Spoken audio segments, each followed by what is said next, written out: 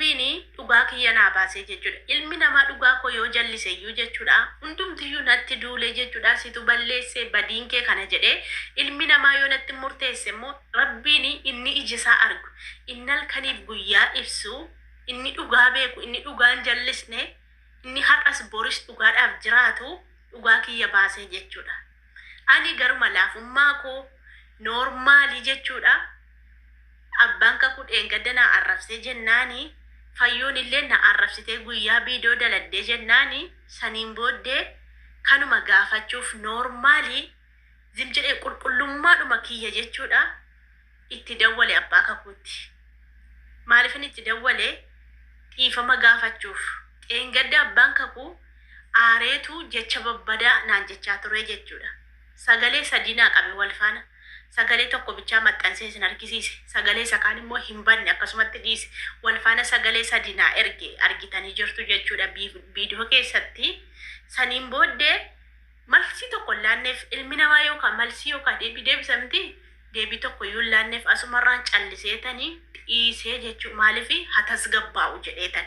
Yoon kanarraan itti deebiseellee yookaan ansilayyuu dubbiin dubbadhu dhiifama gaafadha malee yoon kanarraan itti deebisee dhiifamallee gaafadhe dhiifamallee naan godhu. Maaliif jennaan miira keessa galee jira waan ta'eef waan miira keessa galee jiruu fi itti dabaleellee na arrabsuu danda'a. Kanaa jedheetanii calliseetanii akkasumatti cufee dhiisee jechuudha. Fayyoon illee guyyaa isaa viidiyoon irratti daladdee jechuudha. Callumadhee dhiisee sallee jechuudha. Ani garuma laafummaa koo qulqullummaa makoo jechuudha. Isa rabbi dhugaa koo baasu jechuudha. Ayyaa rabbi kiyya. Ati moon hojjetta bara. Atin hojjetta bara. Hojii rabbi argitanii. Hojuma rabbi argitanii. Isaanii viidiyoo banatee jechuudha. Ofii isaaniitii viidiyoo mataa isaanii dalaguuf isaanii kaameeraa banatee jedhu. Abbaa kakuudhaa fi haati kakuu kaameeraa banatanii jechuudha. Kaameeraa isaanuma banatanii fayyoon keewwattee kaameeraa kifilii seente jechuudha. Saniin booddee aniin kee maalittan beekareen miskiinni xiyya itti dawwale jechuudha. Ani maaliifan itti dawwale dhiifama gaafachuuf kaleessa akka nama tuffatee akka nama deebiin deebisneefitti akka malsiin laanneefitti dhiise. Maaliif yoo nama deebii deebisee fi dubbii ka'a. Itti deebiseellee na loluu danda'a. Kanaafanii haatas gabbaa'u miira keessaa ba'uu jedheetanii dhiisee jechuudha. Saatiin itti miira keessaa ba'ee jedhu har'a guyyaa hojii oolu galgala kana hin galu jedhee ani fayyoon raftee fayyoo dhossee haasa'ee fayyoo biratti haasa'ee ani waan nagalchuu qabu jechuudha. Isaan kaameeraa banatanii aniin keetti hin dawwale miskiinni xiyya. Itti dawwalee nan abbaan kakuu naguma na gaafate akkamii inaartanii isinillee dhiifama naa godhaayii nan balleesse anatu badii qaba baqqaayii dhiifama naa godhaayii isinitti balleesseera minaamin jedheetanii itti haasa'ee gidduu kanaan fayyoon dhuftee kaameeraa keessa seente. Gaafa viidiyoo laalu maalitti isa seen ittiin qabdee harkaa fuutee dhaga'eera. Gaafuma sagalee ishee dhaga'u bakka nan rifadhee nan kirkire jechuudha. Maaliif jennaani akka isheen lolaa jirtuun bara. Innis kanaaf miti bakka isheen nu yaaddetti miti jechuudha. Abbaan kakuu nama guddaadha, nama kabajamaadha. Anallee miidiyaa kanarratti iyyuu kabajana dhoowwattanii jechuudha. Anis nama kabajaati. Anis nama ulfinaati. Nama waan akkasii godhuu miti jechuudha. Nama wal janajjanuu miti jechuudha. Egaa isheen silkii hirkaa fuuteetu viidiyoo irratti gaafan ilaalu viidiyoo waraabuun seeni akkasaan viidiyoo banataniira maalitti beekaan rabbumatu dhugaa kiyya baasa rabbumatu mul'isa akkasumatti kaameeraa isa ofiin bane bara. Guyyaa kaleessa sii jechuun yuutuubii irratti waan ta'e dogoggoree ofii isaatiin dogoggora sana naaf himee jechuudha. Kana dogoggorti sana balleessite naan jennaan ofii sirreeffadhe jechuudha. Kanis silaa gabbaasee wanticha gabbaasee uummanni natti duulu lakkee wanta akkasii akkana dhiisinaan jedhe. Abbaa yuutuubii jechuudha.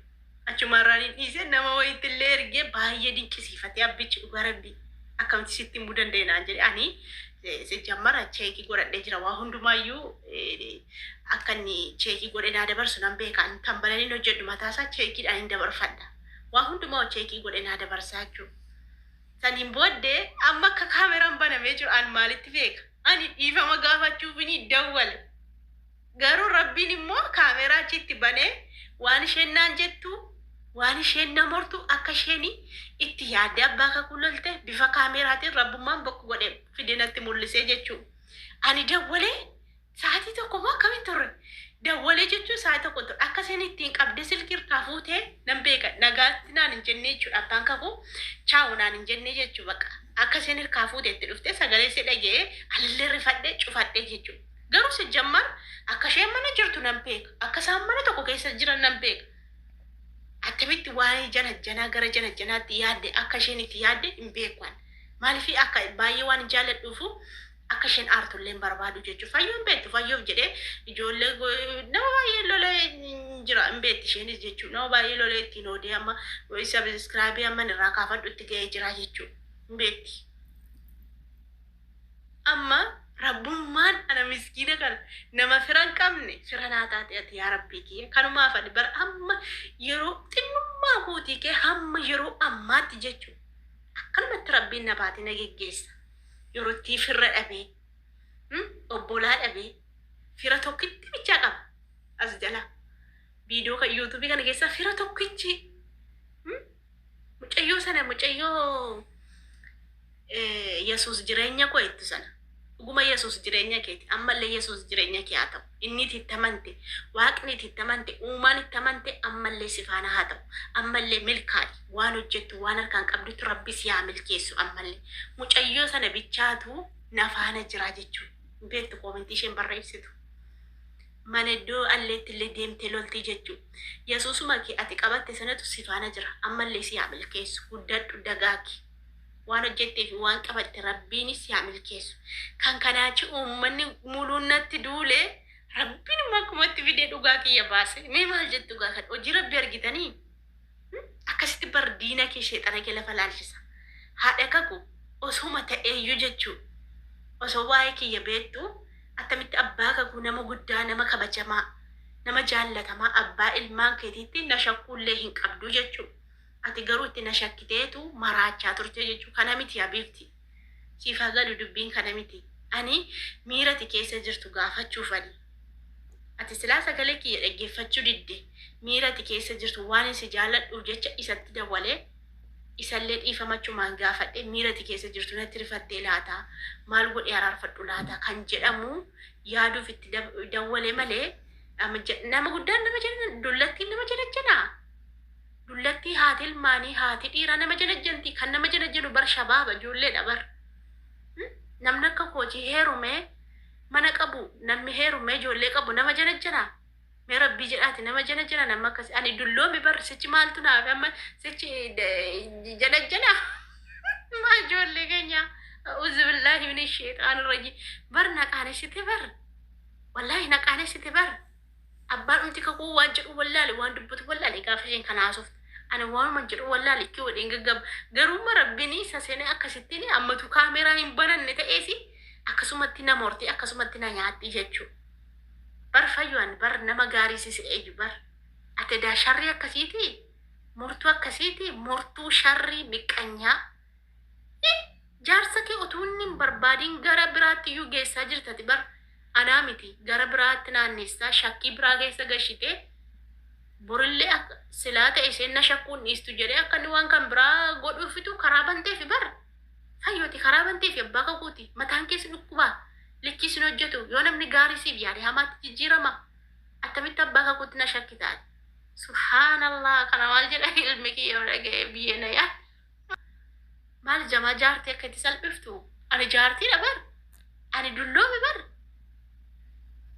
Dullacha ta'e kana akka dullachi nama jala jira attamitti dullacha kana ati nama guddaatti shakkita. Subhaanallah rabbi si haa qajeelchu hundaafiyyuu jechuudha. Rabbi si haa qajeelchu waan isin jedhu qabu mataa keessa rukutamee jira bar jinni si keessa jira. Jinni si keessa jira sheexana sitti seenee jira fayyu.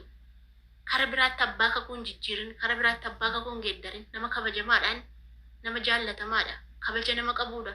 Attamattan mirraggoofti bookun mirraggeettiin talaa. Maaltu mutuutti si godhasi maaltu si mirraggechiisame gadiin teessuu adabatte maaltu qemqemsi godha maaltu akkani si godhame maa maraataati maaliif akkasumatti fayyaa abbaa nagaa lafa kaate jaarsa kee yaabda. Subhaanallah a'uuzu billaahi min